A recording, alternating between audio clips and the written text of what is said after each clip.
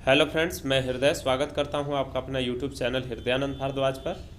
आज दोस्तों हम इस वीडियो में प्रोडक्शन एंड सब स्टेशन से कुछ महत्वपूर्ण क्वेश्चन आंसर को सॉल्व करेंगे।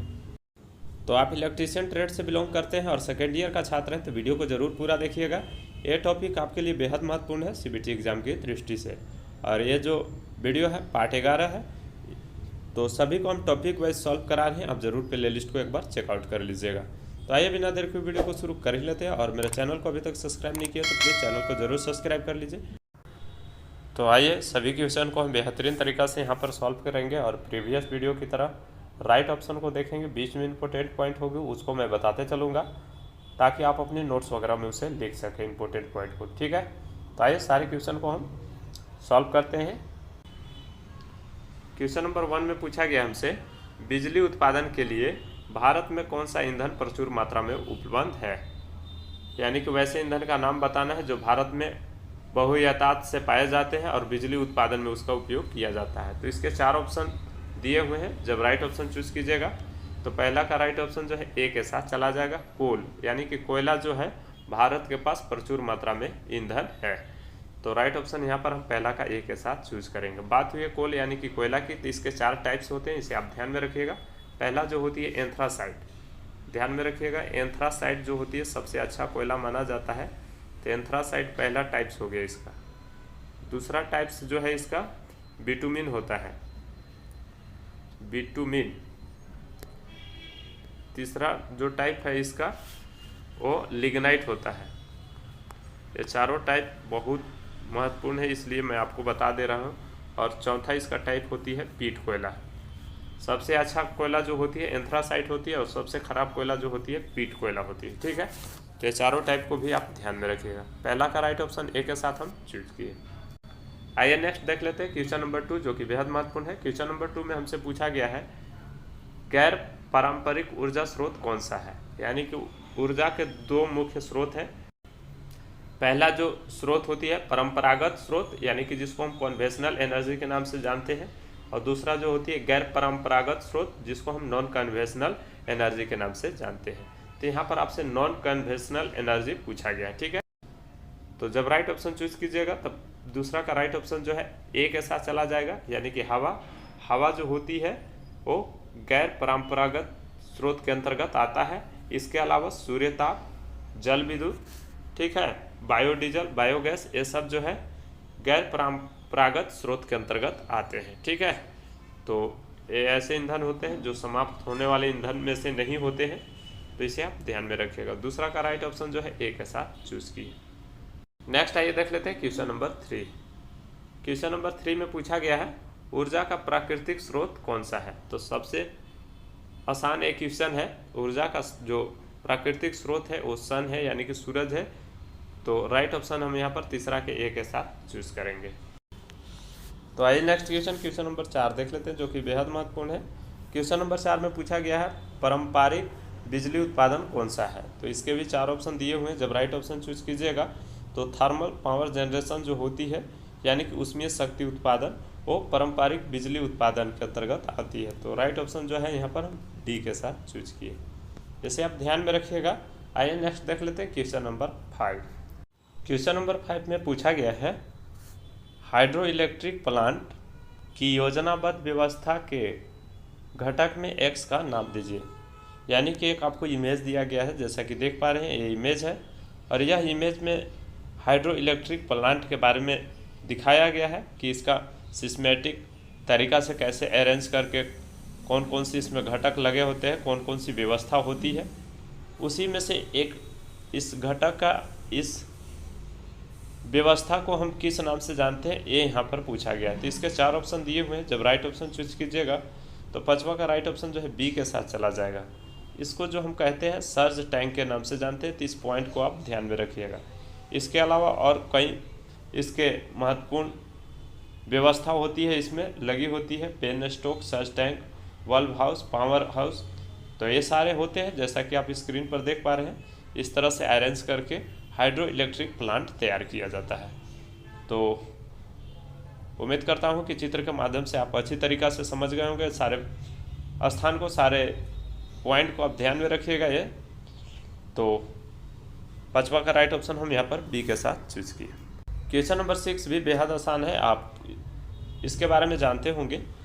क्वेश्चन नंबर 6 में पूछा गया सोलर सेल में किस सामग्री का उपयोग किया जाता है। तो इसके भी 4 ऑप्शन दिए हुए हैं। जब राइट ऑप्शन चूज कीजिएगा तो सौर सेल में जो बनाने के लिए जिस सामग्री का उपयोग किया जाता है वह सिलिकॉन होता है। तो करेक्ट आंसर यहाँ पर हम ए के साथ चूज करेंगे। छठा का राइट ऑप्शन ए के साथ चला गया। आइए नेक्स्ट देख लेते हैं क्वेश्चन नंबर 7। क्वेश्चन नंबर 7 में पूछा गया है परमाणु ऊर्जा स्टेशन में परमाणु विखंडन के लिए प्रयुक्त सामग्री का क्या नाम है। यानी कि परमाणु ऊर्जा जो स्टेशन होती है उसमें परमाणु विखंडन के लिए कौन सा सामग्री का उपयोग किया जाता है। तो इसके भी 4 ऑप्शन दिए हुए हैं। जब राइट ऑप्शन चूज कीजिएगा तो 7वां का राइट ऑप्शन बी के साथ चला जाएगा। थोरियम का प्रयोग किया जाता है। तो थोरियम का इस्तेमाल नाभिकीय ईंधन के रूप में किया जाता है और जो कि यह जो होता है थोरियम यूरेनियम और प्लेटिनियम की तरह होता है। तो राइट ऑप्शन यहाँ पर हम बी के साथ चूज करेंगे, इसे आप ध्यान में रखिएगा, ठीक है। तो आइए नेक्स्ट क्वेश्चन नंबर 8 देख लेते हैं जो कि बेहद महत्वपूर्ण है। क्वेश्चन नंबर 8 में पूछा गया है गैर पारंपरिक ऊर्जा स्रोत कौन सा है। अभी हम आपको ऊपर में बताए थे गैर पारंपरिक ऊर्जा स्रोत जो ऐसे ऊर्जा स्रोत होते हैं जो जल्दी समाप्त होने वाले ईंधन नहीं माने जाते हैं, जैसे सूर्यताप, पवन चक्की, जल विद्युत, बायोडीजल, बायोगैस, ये सब उदाहरण देकर के हम आपको बताए थे। तो जब राइट ऑप्शन चूज कीजिएगा तो 8वां का राइट ऑप्शन जो है यहाँ पर बी के साथ चला जाएगा। सन रेज यानी कि सूर्य की किरणें हैं वो गैर पारंपरिक ऊर्जा स्रोत के अंतर्गत आती है, इसलिए इसका राइट ऑप्शन जो है बी के साथ हम चूज करेंगे। तो आइए नेक्स्ट क्वेश्चन नंबर 9 देख लेते हैं जो कि बेहद महत्वपूर्ण है। क्वेश्चन नंबर 9 में पूछा गया है फोटोवोल्टाइक सेल बनाने के लिए प्रयुक्त सामग्री का क्या नाम है। यानी कि आपसे पूछा गया है जो फोटोवोल्टाइक सेल होती है उसमें जो बनाने के लिए जो हम जिस मटेरियल का उपयोग करते हैं उसको हम किस नाम से जानते हैं। 4 ऑप्शन इसके भी दिए हुए हैं। जब राइट ऑप्शन चूज कीजिएगा तो इसका राइट ऑप्शन जो है 9वां का ए के साथ चला जाएगा। सिलिकॉन का उपयोग किया जाता है, इसलिए यहाँ पर राइट ऑप्शन ए के साथ चूज करेंगे। और फोटोवोल्टाइक सेल जो होती है यह एक ऐसी व्यवस्था होती है जो प्रकाश ऊर्जा को फोटोवोल्टाइक प्रभाव से सीधे बिजली में परिवर्तित किया जाता है, यानी कि विद्युत ऊर्जा में परिवर्तित किया जाता है, जो कि एक भौतिक और रासायनिक घटना होती है। तो करेक्ट आंसर यहाँ पर 9वां का ए के साथ हम चूज किए। तो आइए नेक्स्ट क्वेश्चन नंबर 10 देख लेते हैं जो कि बेहद महत्वपूर्ण है। और क्वेश्चन नंबर 10 में हमसे पूछा गया है गैर पारंपरिक बिजली उत्पादन का मुख्य नुकसान क्या होता है। यानी कि नॉन कन्वेंशनल पावर जनरेशन जो होती है उसका मुख्य नुकसान क्या होती है, डिसवांटेज पूछा गया है, उसका नुकसान क्या है। तो इसके भी 4 ऑप्शन दिए हुए हैं। जब राइट ऑप्शन चूज कीजिएगा तो 10वां का राइट ऑप्शन जो है ए के साथ चला जाएगा। जो नॉन कन्वेंशनल पावर जनरेशन होती है वो पुअर इफिशियंसी की होती है, यानी कि उसकी दक्षता जो होती है कम होती है, इसलिए इसका राइट ऑप्शन जो है 10वां का हम ए के साथ चूज करेंगे, ठीक है। तो आइए नेक्स्ट क्वेश्चन अब देख लेते हैं 11 जो कि बेहद महत्वपूर्ण है। क्वेश्चन नंबर 11 में हमसे पूछा गया है पन बिजली स्टेशन में पेन स्टोव का क्या कार्य है। यानी कि जो हाइड्रो पावर स्टेशन होती है उसमें जो पेन स्टोक लगा होता है उसका मुख्य कार्य क्या होती है। तो अभी हम आपको पेन स्टोक के बारे में बताए थे कि यहाँ पे पेन स्टोक होता है, सर्च टैंक होता है, वाल्व हाउस होता है, पावर हाउस होता है। तो ये सारे हम पार्ट के बारे में बताए थे कि हाँ यहाँ पे इस तरह से होता है। तो पेन स्टोक का जो कार्य होता है यहाँ पर वो पूछा गया आपसे। तो जब इसका राइट ऑप्शन चूज कीजिएगा 11 का तो राइट ऑप्शन जो है बी के साथ चला जाएगा। टरबाइन तक पानी को पहुंचाना, करेक्ट आंसर हम 11 को बी के साथ चूज करेंगे। और यह जो होता है एक बड़ा पाइप होता है जो जलाशय से टरबाइन तक पानी को पहुंचाता है। तो यहाँ पर राइट ऑप्शन हम बी के साथ चूज किए 11 का, इसे आप ध्यान में रखिएगा, ठीक है। तो आइए नेक्स्ट क्वेश्चन नंबर 12 देख लेते हैं जो कि बेहद महत्वपूर्ण है। क्वेश्चन नंबर 12 में पूछा गया है कौन सा शक्ति उत्पादन में भारी जल का शुद्धि संयंत्र आवश्यकता होती है। तो इसके भी 4 ऑप्शन दिए हुए हैं। आपसे यहाँ पर पूछा गया है किस पावर जनरेशन में भारी जल को शुद्धि के रूप में आवश्यकता होती है। तो यहाँ पर 4 ऑप्शन दिए हुए हैं। जब राइट ऑप्शन चूज कीजिएगा तो 12 का राइट ऑप्शन जो है परमाणु शक्ति उत्पादन में उपयोग किया जाता है। तो राइट ऑप्शन यहाँ पर डी के साथ चूज करेंगे, इसे आप ध्यान में रखिएगा, ठीक है। तो आइए नेक्स्ट क्वेश्चन नंबर 13 देख लेते हैं जो कि बेहद महत्वपूर्ण है। क्वेश्चन नंबर 13 में पूछा गया है स्टीम पावर स्टेशन में बॉयलर का उद्देश्य क्या होता है। यानी कि स्टीम पावर स्टेशन जो होती है उसमें बॉयलर का क्या उद्देश्य होता है। तो इसके भी 4 ऑप्शन दिए हुए हैं। जब राइट ऑप्शन चूज कीजिएगा तो यहाँ पर 13 का राइट ऑप्शन जो है वो सी के साथ चला जाएगा। कन्वर्ट वाटर टू स्टीम, पानी को भाप में परिवर्तित करना जो होता है वो बॉयलर का मुख्य उद्देश्य होती है। तो करेक्ट आंसर यहाँ पर सी के साथ चूज करेंगे, बेहद महत्वपूर्ण है, इसे आप ध्यान में रखिएगा। आइए नेक्स्ट देख लेते हैं क्वेश्चन नंबर 14। क्वेश्चन नंबर 14 में पूछा गया है पवन ऊर्जा उत्पादन में कौन सी डिवाइस हवा की गति को महसूस करती है। तो इसके भी 4 ऑप्शन दिए हुए हैं, जब राइट ऑप्शन चूज कीजिएगा तो 14 का राइट ऑप्शन जो है वो टरबाइन कंट्रोलर जो होती है वो पवन ऊर्जा के उत्पादन में हवा की गति को महसूस करती है। तो यहाँ पर जो हो जाएगा टरबाइन कंट्रोलर बी ऑप्शन में, इसलिए इसका राइट ऑप्शन हम बी के साथ चूज करेंगे, इसे आप ध्यान में रखिएगा। आइए नेक्स्ट देख लेते हैं क्वेश्चन नंबर 15। क्वेश्चन नंबर 15 में पूछा गया है किस प्रकार का बिजली संयंत्र अधिक कुशल है। तो इसके भी 4 ऑप्शन दिए हुए हैं, जब राइट ऑप्शन चूज कीजिएगा तो 15 का राइट ऑप्शन जो है यहाँ पर सी के साथ चला जाएगा, हाइड्रो इलेक्ट्रिक। हाइड्रो इलेक्ट्रिक यानी कि पन बिजली जो होती है पावर जनरेशन में सबसे अत्यधिक कुशल मानी जाती है। तो करेक्ट आंसर यहाँ पर हम सी के साथ चूज करेंगे। आइए नेक्स्ट देख लेते हैं क्वेश्चन नंबर 16। क्वेश्चन नंबर 16 में पूछा गया है ऊंच हेड वाले हाइड्रो इलेक्ट्रिक पावर प्लांट में किस टरबाइन का उपयोग किया जाता है।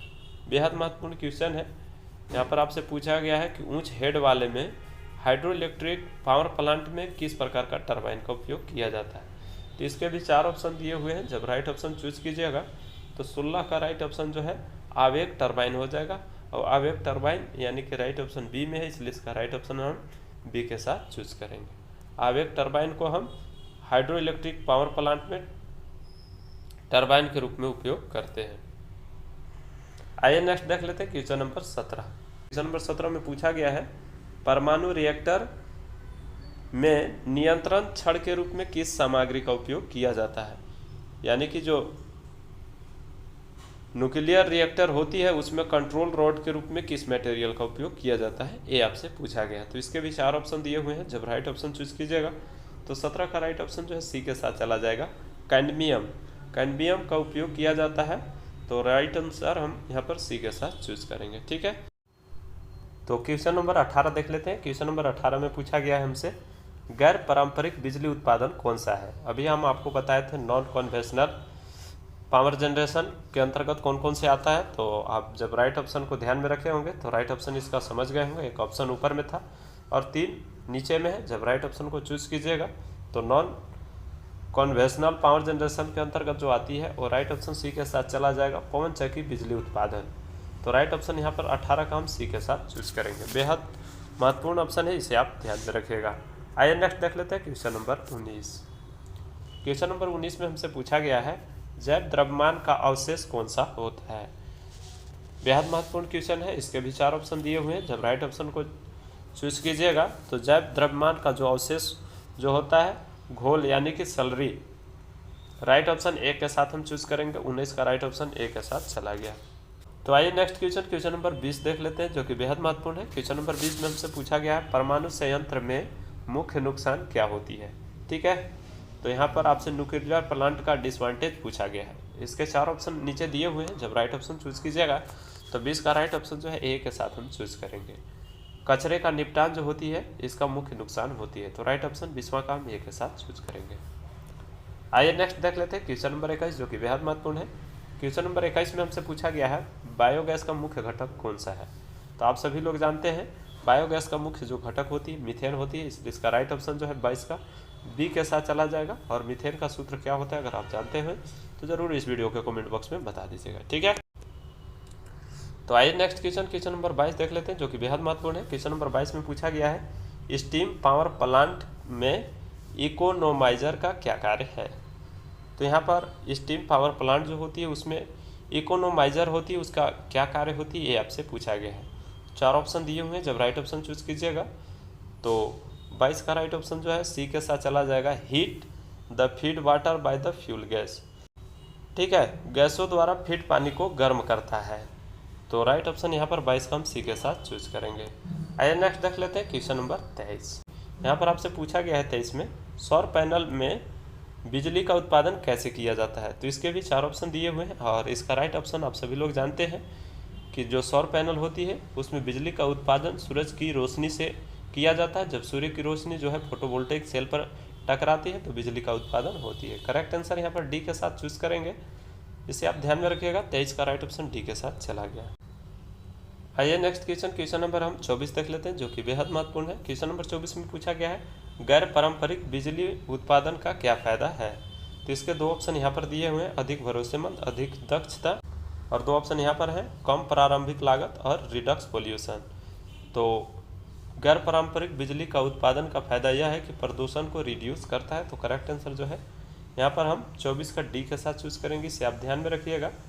24 का राइट ऑप्शन डी के साथ चला गया। तो ये आज का वीडियो था, इसका पार्ट 2 हम जल्द अपलोड करेंगे, आप लोग कमेंट करके बताइएगा। तो ठीक है, इसका PDF हम अपने टेलीग्राम पर दे देते हैं। टेलीग्राम ग्रुप का लिंक डिस्क्रिप्शन में दिया हुआ है, अगर आप नहीं ज्वाइन किए तो ज़रूर ज्वाइन कर लीजिए। सारा PDF वहीं पर अवेलेबल कराई जाती है। इसके अलावा कोई डाउट होता है तो कमेंट बॉक्स में लिखिएगा, मैं ज़रूर आपका रिप्लाई करूँगा। तो मिलते हैं फिर नेक्स्ट वीडियो में नई जानकारी के साथ, तब तक के लिए अपना ख्याल रखिए। जय हिंद।